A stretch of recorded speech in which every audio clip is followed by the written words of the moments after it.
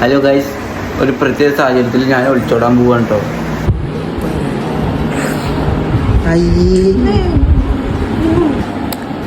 പിന്നെ എന്തിനാ ഇറങ്ങി വന്നേ? ഇറങ്ങി വന്നേ? ഹലോ ഗൈസ്, സംഭവം എനിക്ക് സുഖമില്ല. എത്രത്തോളം സൗണ്ട് ക്ലിയർ ആവുന്നുണ്ട് എന്ന് എനിക്കറിയില്ല. ഇവിടെ ക്ലൈമറ്റ് ഒക്കെ മാറി തുടങ്ങി, തണുപ്പൊക്കെ മാറി വീണ്ടും ചൂടായി തുടങ്ങി. അതിൻ്റേതായ ചുമയും തൊണ്ടവേദനയും എല്ലാം ഉണ്ട്. അതുകൊണ്ട് സൗണ്ട് കുറച്ച് കുറവായിരിക്കും.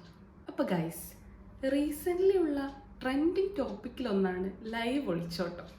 കാലം പോയൊരു പോക്കല്ലേ. ലൈവും വീഡിയോ ഒക്കെ എടുത്താണ് ഇപ്പോൾ ഓരോരുത്തർ ഒളിച്ചോടുന്നത്. 2 മാസം മുമ്പ് ഒരു ലൈവ് ഒളിച്ചോട്ടം നമ്മൾ കണ്ടിരുന്നു. ചേച്ചീൻ്റെ ഭർത്താവിൻ്റെ കൂടെ അനിയത്തി ഒളിച്ചോടിയത്.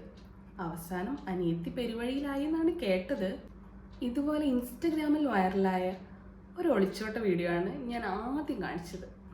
പണ്ടത്തെ ഒളിച്ചോട്ടം എന്ന് പറഞ്ഞാൽ വളരെ രഹസ്യമായിട്ട് വീട്ടുകാരോടും നാട്ടുകാരും ആരും അറിയാണ്ടായിരുന്നു എല്ലാവരും ഒളിച്ചോടി പോയിക്കൊണ്ടിരുന്നത്. എന്നാൽ ഇന്ന് കാലഘട്ടം മാറിയതുകൊണ്ടായിരിക്കും അതിനൊക്കെ വ്യത്യാസം വന്നിട്ടുണ്ട്.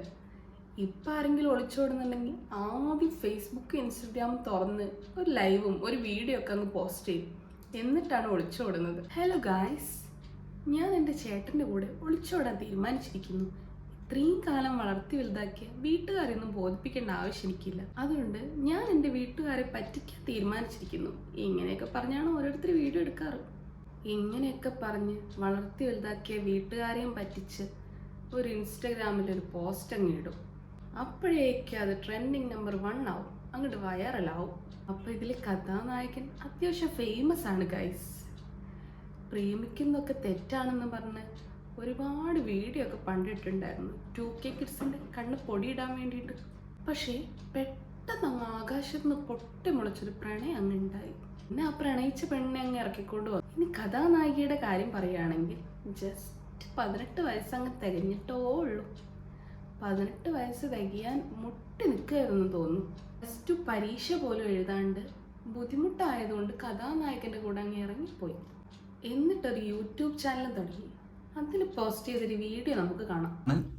എൻ്റെ 18 വയസ്സുള്ള ഭാര്യ എക്സാമിൻ്റെ അന്ന് രാവിലെ പരീക്ഷയ്ക്ക് ഒന്ന് എങ്ങനെ പഠിക്കാത്തതുകൊണ്ട് +2 എക്സാം, എന്നിട്ട് ഒളിച്ചോടി വന്നതാണ് എൻ്റെ കൂടെ.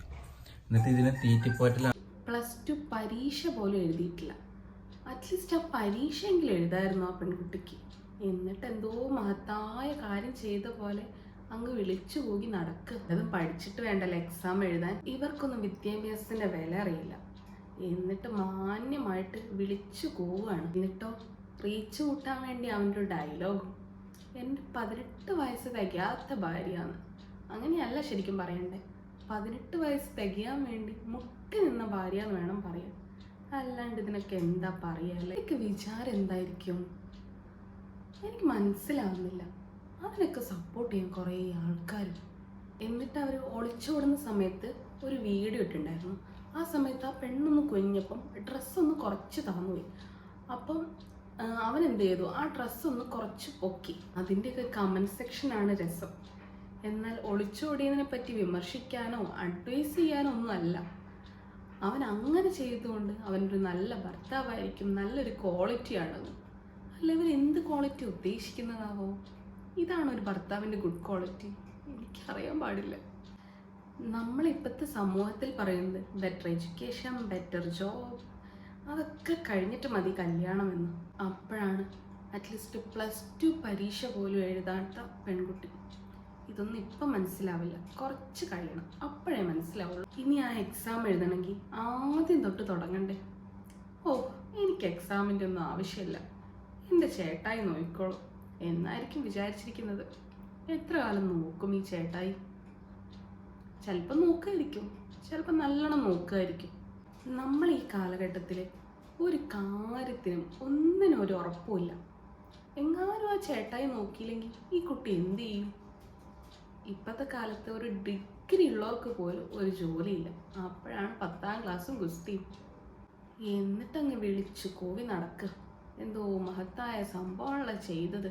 അതിനൊക്കെ സപ്പോർട്ട് ചെയ്യാൻ കുറേ ആൾക്കാരും. ഈ സപ്പോർട്ട് ചെയ്യുന്നതിൻ്റെ ഏറ്റവും വലിയ ഉദാഹരണമാണല്ലോ ആ പോസ്റ്റ് ചെയ്ത വീഡിയോൻ്റെ ലൈക്കും വ്യൂവേഴ്സൊക്കെ. നല്ല കാര്യത്തിൽ നമ്മൾ സപ്പോർട്ട് ചെയ്യാൻ നമ്മളെ നാട്ടിൽ ഒരു മനുഷ്യന്മാരും ഉണ്ടാവില്ല. ഇമാതിരി തോന്നിവാസമൊക്കെ സപ്പോർട്ട് ചെയ്യാൻ ഇഷ്ടം പോലെ ആൾക്കാർ. ഇപ്പോഴത്തെ കുട്ടികൾക്കൊന്നും യാതൊരുവിധ ചിന്തയും അവർക്കൊന്നും അറിയണ്ട, ആരോടൊരു ബഹുമാനവും ഇല്ല, ഒന്നും തന്നെ ഇല്ല.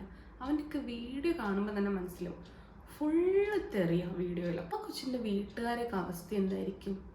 ഇവരതൊന്നും ചിന്തിക്കില്ല, ഒറ്റ നിമിഷ ചിന്തയിലങ്ങ് ഇറങ്ങിപ്പോവും. അറ്റ്ലീസ്റ്റ് വീട്ടുകാരെ കുറിച്ചൊന്നും ചിന്തിക്കണ്ടേ? ഇത്രയും കാലം നല്ല വിദ്യാഭ്യാസവും ഭക്ഷണവും എല്ലാ സൗകര്യങ്ങളും ഒക്കെ ചെയ്തു കൊടുത്തിട്ട് ഒറ്റ നിമിഷത്തേക്ക് ഇന്നലെ കണ്ട ഒരാളെ കൂടെ ഇറങ്ങിപ്പോവുക.